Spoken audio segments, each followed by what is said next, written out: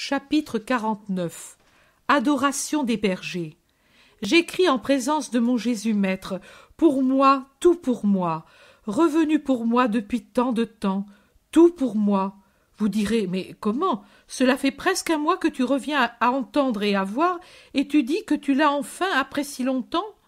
Je réponds encore une fois ce que de vive voix et par écrit j'ai dit plusieurs fois. C'est autre chose que de voir et autre chose que d'entendre, et surtout autre chose de voir et entendre pour les autres, ou de voir et entendre tout pour moi, exclusivement pour moi. Dans le premier cas, je suis une spectatrice, une répétitrice de ce que je vois et entends. Mais si cela me donne la joie, car ce sont toujours des choses qui vous causent une grande joie, il est vrai aussi que c'est une joie qui est extérieure.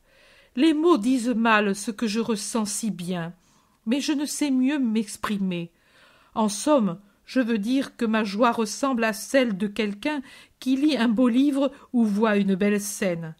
Il en est ému, la goûte, en admire l'harmonie, il pense quelle belle chose ce serait d'être à la place de cette personne.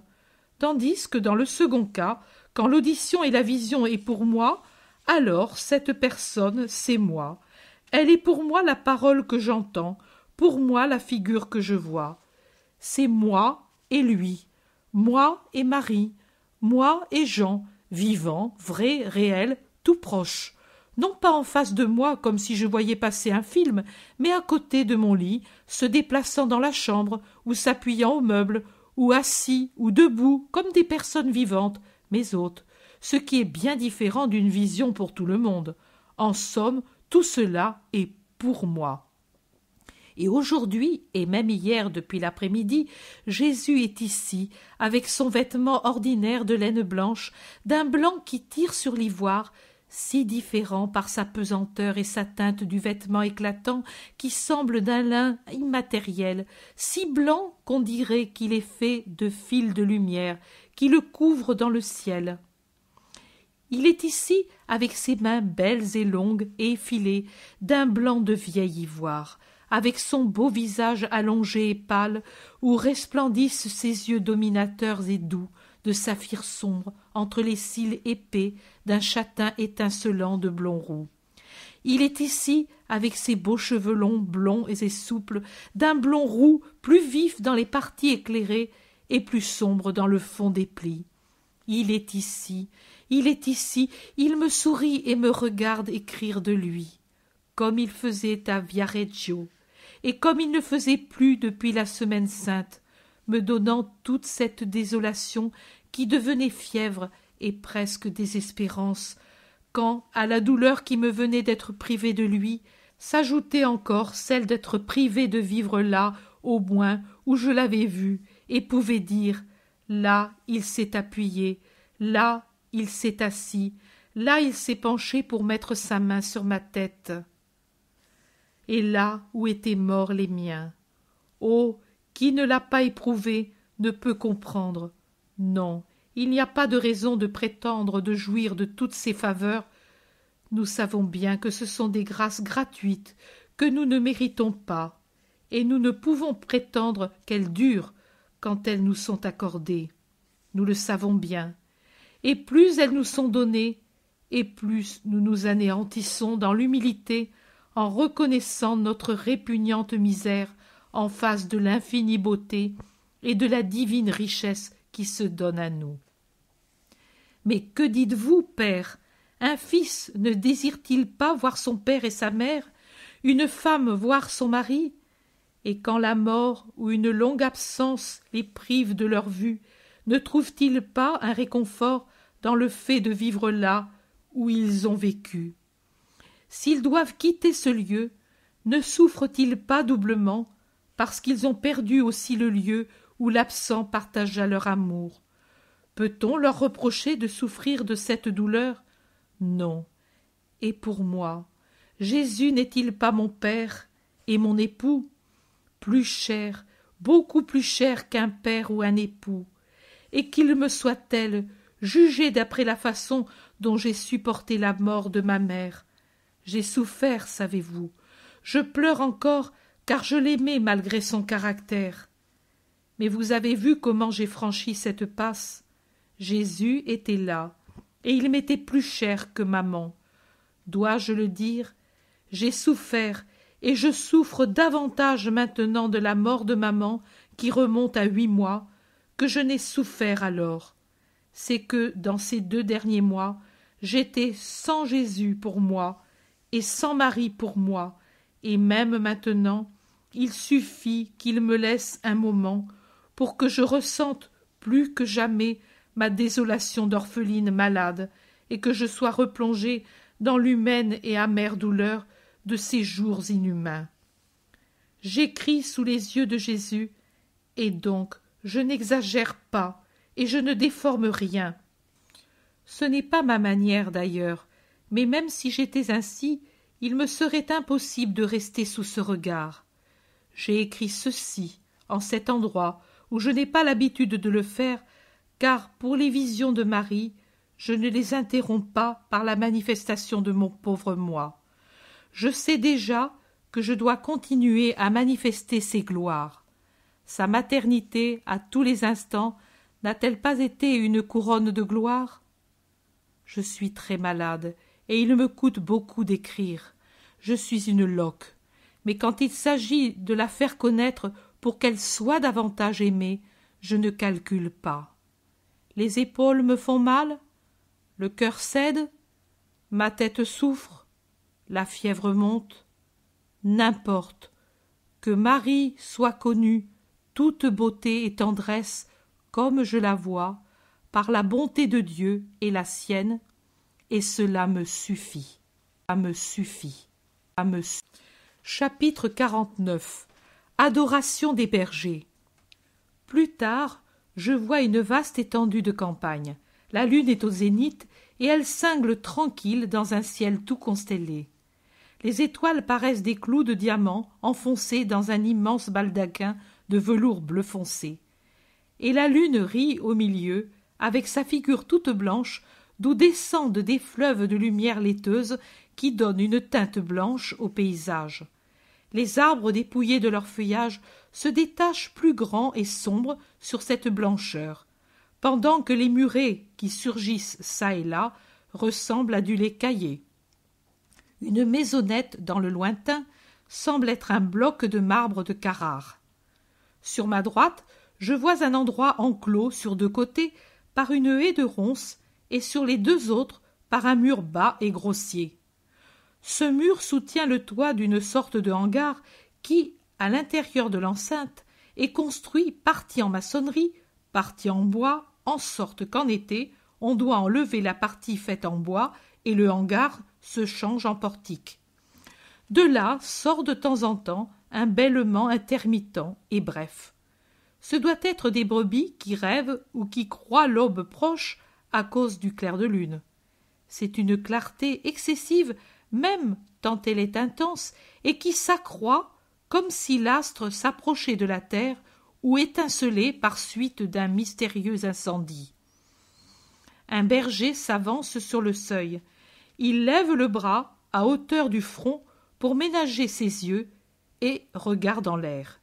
Il semble impossible qu'on doive s'abriter de la clarté de la lune, mais elle est si vive qu'elle éblouit en particulier celui qui sort d'un enclos d'ordinaire ténébreux. Tout est calme, mais cette clarté est étonnante. Le berger appelle ses compagnons.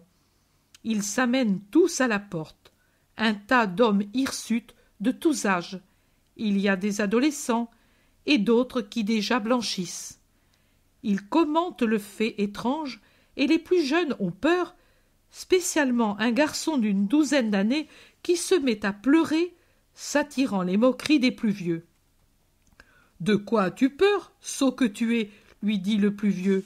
« Tu ne vois pas que l'air est tranquille? Tu n'as jamais vu un clair de lune? Es-tu toujours resté sous la robe de la maman comme un poussin sous la poule couveuse? Mais tu en verras des choses. » Une fois j'étais allé vers les monts du Liban, plus loin encore. Je montais. J'étais jeune et la marche ne me fatiguait pas. J'étais riche aussi à cette époque. Une nuit, je vis une lumière telle que je pensais qu'Élie allait revenir avec son char de feu. Le ciel était tout embrasé. Un vieux, le vieux c'était lui, me dit: un grand événement va bientôt se produire dans le monde, et pour nous ce fut un événement, l'arrivée des soldats de Rome. Oh, tu en verras si tu vis. Mais le pastoureau ne l'écoute plus, il semble n'avoir plus peur. En effet, il quitte le seuil et s'esquive de derrière les épaules d'un berger musclé, derrière lequel il s'était réfugié, et sort dans le parc qui se trouve devant le hangar. Il regarde en l'air et marche comme un somnambule ou comme s'il était hypnotisé par quelque chose qui le captive totalement. À un moment, il crie « Oh !» et reste comme pétrifié, les bras légèrement ouverts. Les autres se regardent étonnés. « Mais qu'a donc ce sot ?» dit quelqu'un. « Demain je le ramène à sa mère. Je ne veux pas d'un fou pour garder les brebis, dit un autre. Et le vieux qui a parlé précédemment dit alors: allons voir avant de juger. Appelez aussi les autres qui dorment et prenez des bâtons. Il y a peut-être une mauvaise bête ou des malandrins. Ils rentrent, ils appellent les autres bergers et sortent avec des torches et des matraques. Ils rejoignent l'enfant. Là, là, murmure-t-il en souriant, au-dessus de l'arbre, regardez cette lumière qui arrive. On dirait qu'elle s'avance sur un rayon de lune. La voilà qui approche. Comme elle est belle. Moi, je ne vois qu'une clarté un peu vive. Moi aussi, disent les autres. Non, je vois quelque chose qui ressemble à un corps, dit un autre, en qui je reconnais le berger qui a donné le lait à Marie. C'est un ange, crie l'enfant. Le voilà qui descend et s'approche.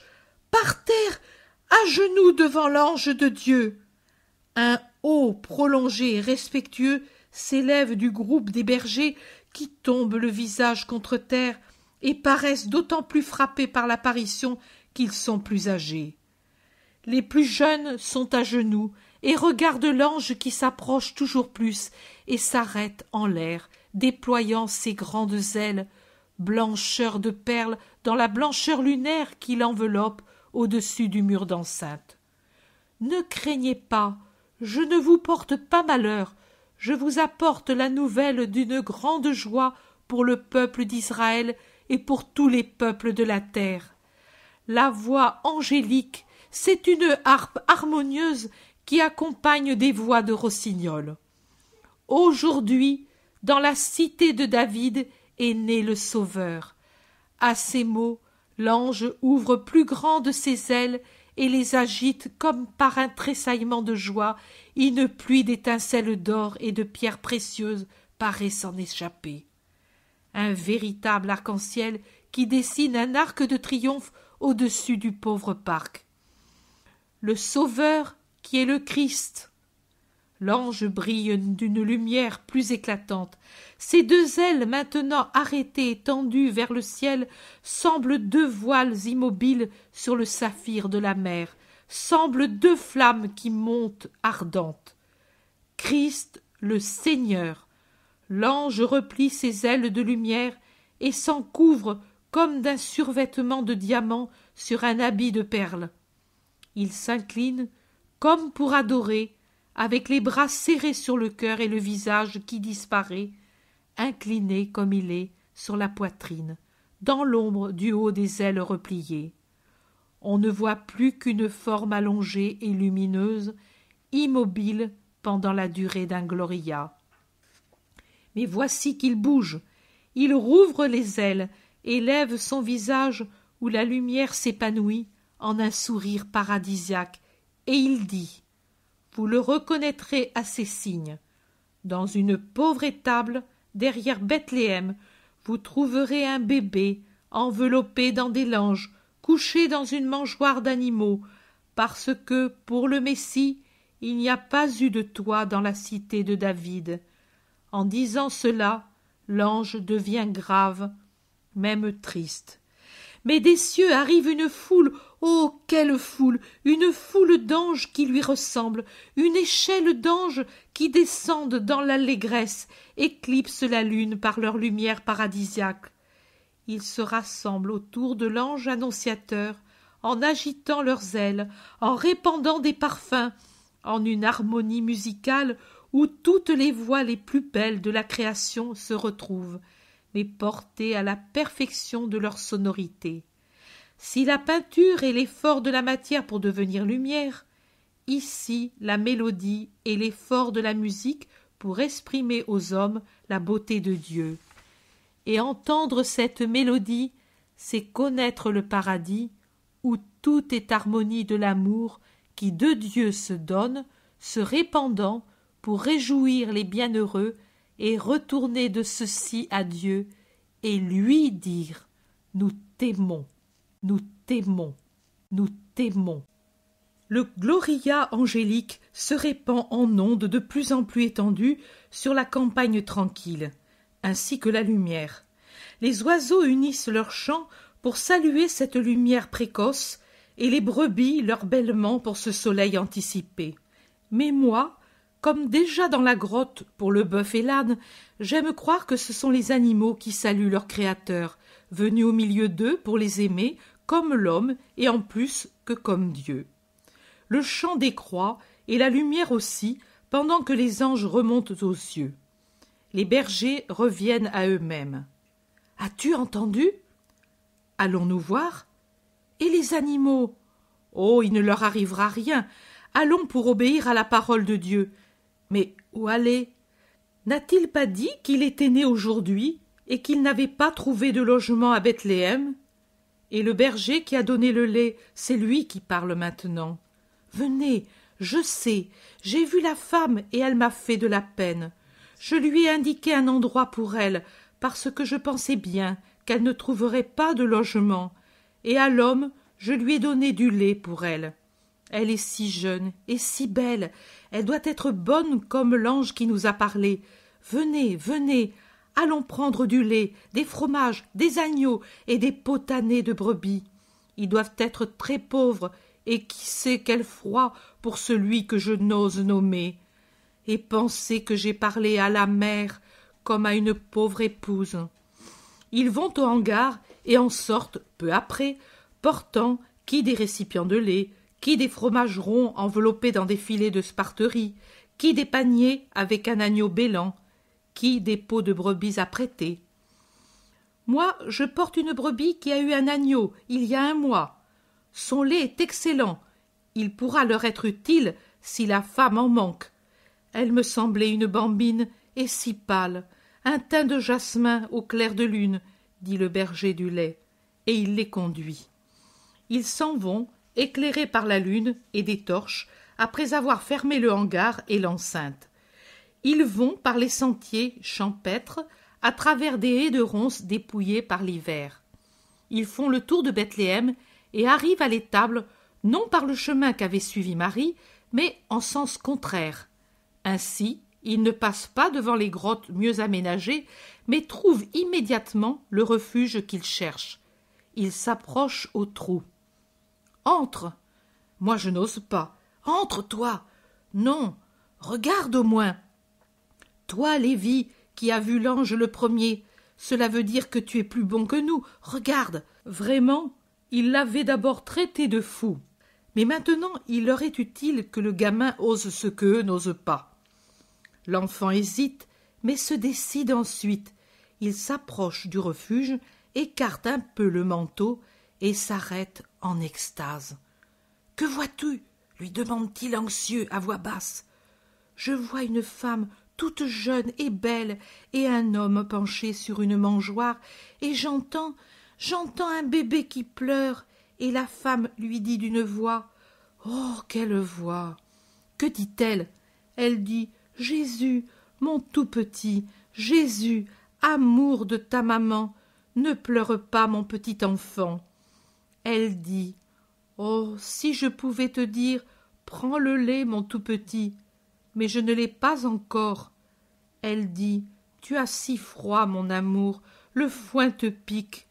Quelle douleur pour ta maman de t'entendre pleurer ainsi, sans pouvoir te soulager. » Elle dit « Dors, ma petite âme, mon cœur se fend de t'entendre et de voir tes larmes. » Elle le baise et réchauffe ses petits pieds avec ses mains. Elle est penchée, abaissant ses mains sur la mangeoire. Appelle, montre que tu es là. Moi, non. Vous plutôt, qui nous avez conduits et la connaissez. Le berger ouvre la bouche et se borne à un soupir bruyant. Joseph se retourne et vient à la porte. Qui êtes-vous? Des bergers. Nous vous apportons de la nourriture et de la laine. Nous venons adorer le Sauveur. Entrez, entrez. Ils entrent dans l'étable qui s'éclaire à la lumière des torches. Les vieux poussent les jeunes devant eux. Marie se retourne et sourit. « Venez, dit-elle, venez. » Et elle les invite de la main et par son sourire, et elle prend le garçon qui a vu l'ange et l'attire à elle tout près de la crèche, et l'enfant regarde radieux. Les autres, invités aussi par Joseph, s'avancent avec leurs cadeaux, et puis, avec des paroles brèves, émues, les déposent aux pieds de Marie. Et puis, ils regardent le petit bébé qui pleure doucement, et ils sourient, émus et heureux. L'un d'eux, plus hardi, dit « Prends, mère, elle est soyeuse et propre. Je l'avais préparée pour le bambin qui va bientôt naître chez nous, mais je te la donne.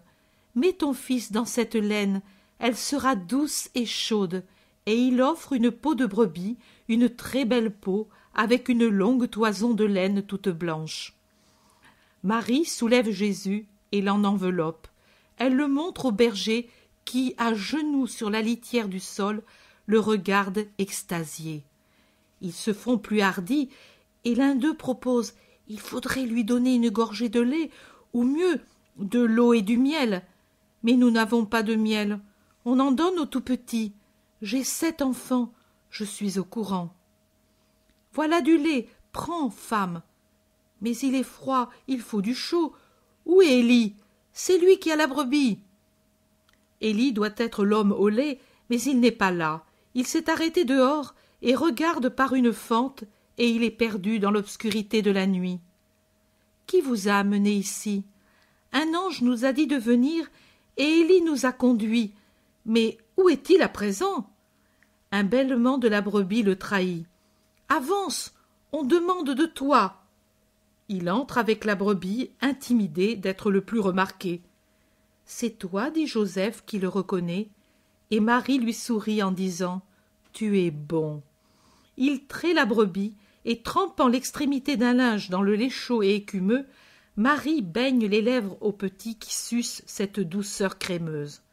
Ils sourient tous, et plus encore lorsqu'avec le coin de la toile encore entre les lèvres, Jésus s'endort dans la tiédeur de la laine. « Mais vous ne pouvez rester ici, il fait froid et humide, et puis, avec cette odeur d'animaux, ça ne va pas, et ça ne va pas pour le Sauveur. » « Je le sais, dit Marie avec un grand soupir, mais il n'y a pas de place pour nous à Bethléem. Prends courage, ô femme, nous allons te chercher une maison. Je vais en parler à ma patronne, dit l'homme au lait, Élie. Elle est bonne, elle vous accueillera, dût-elle vous céder sa pièce. Dès qu'il va faire jour, je lui en parle. Elle a sa maison toute pleine, mais elle vous donnera une place. Pour le petit au moins, moi et Joseph, n'importe si nous restons encore par terre, mais pour le petit... Ne soupire pas, femme, j'y pense. Je raconterai à beaucoup de gens ce qui nous a été dit. Vous ne manquerez de rien. Pour le moment, prenez ce que notre pauvreté peut vous donner. Nous sommes des bergers. Nous sommes pauvres, nous aussi, dit Joseph, et ne pouvons vous dédommager. Oh, nous ne voulons pas. Même si vous le pouviez, nous le voudrions pas. Le Seigneur nous a déjà récompensés. La paix, il l'a promise à tout le monde. Les anges disaient « Paix aux hommes de bonne volonté ». Mais à nous, il l'a déjà donnée, car l'ange a dit que cet enfant, c'est le Sauveur, le Christ, le Seigneur. Nous sommes pauvres et ignorants, mais nous savons que les prophètes disent que le Sauveur sera le prince de la paix, et à nous il a dit d'aller l'adorer. Ainsi il nous a donné sa paix. Gloire à Dieu au plus haut des cieux, et gloire à celui qui est son Christ. Et toi, sois bénie, femme qui l'a engendré, tu es sainte, puisque tu as mérité de le porter. Commande-nous comme une reine, car nous serons contents de te servir. Que pouvons-nous faire pour toi? Aimer mon fils et avoir toujours dans le cœur vos pensées de maintenant. Mais pour toi, tu ne désires rien? Tu n'as pas de parents à qui faire savoir que ton fils est né? Oui, j'en aurai, mais ils ne sont pas près d'ici. Ils sont à Hébron. J'y vais, moi, dit Élie. Qui sont-ils? Zacharie le prêtre et Élisabeth, ma cousine. Zacharie? Oh, je le connais bien. En été, je vais sur ces montagnes où il y a de riches et beaux pâturages, et je suis l'ami de son berger. Quand je vais te savoir arranger, je vais chez Zacharie. Merci, Élie. De rien, c'est un grand honneur pour moi, pauvre berger, d'aller parler au prêtre et de lui dire « Le Sauveur est né ». Non, tu lui diras « Marie de Nazareth, ta cousine, a dit que Jésus est né et de venir à Bethléem. » C'est ainsi que je dirai « Dieu t'en récompense, je me souviendrai de toi, de vous tous. » Tu parleras à ton enfant de nous? Oui. Je suis Élie, moi Lévi, moi Samuel, moi Jonas, moi Isaac, moi Tobie, moi Jonatas, et moi Daniel, et Siméon, moi, et moi mon nom est Jean. Moi je m'appelle Joseph, et mon frère Benjamin, nous sommes jumeaux. Je me rappellerai vos noms. Il nous faut partir, mais nous reviendrons, et nous t'en amènerons d'autres pour l'adorer. Comment revenir au parc en laissant ce petit? Gloire à Dieu qui nous l'a montré. Fais-nous baiser son habit, dit Lévi avec un sourire d'ange. Marie lève doucement Jésus, et assise sur le foin, présente au baiser les pieds minuscules enveloppés d'un linge. Ceux qui ont de la barbe se l'essuient d'abord. Tous, presque, pleurent, et quand ils doivent partir, ils sortent à reculons, laissant leur cœur près de la crèche. La vision se termine ainsi pour moi. Marie assise sur la paille avec l'enfant sur son sein, et Joseph qui, accoudé au bord de la crèche, regarde et adore, et adore, et adore.